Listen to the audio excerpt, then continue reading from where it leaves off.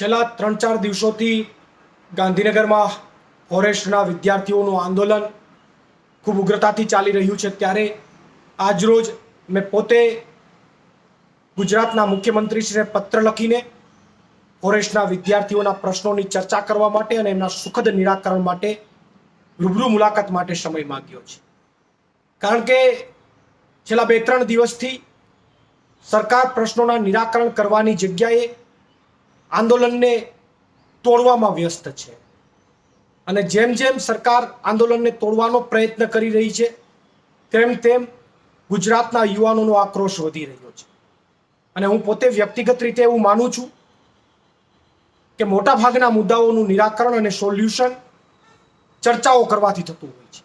ત્યારે એક હકારાત્મક ભાવરૂપે આ ગુજરાત રાજ્યના મૃદુ અને મક્કમ મુખ્યમંત્રીશ્રીને આજે પત્ર લખી અને આ મુદ્દાઓ માટે ચર્ચાઓ કરી અને આનું સુખદ નિરાકરણ લાવવા માટે રૂબરૂમાં ચર્ચાઓ થાય એ માટે રૂબરૂ મુલાકાત માટે સમય માંગ્યો છે.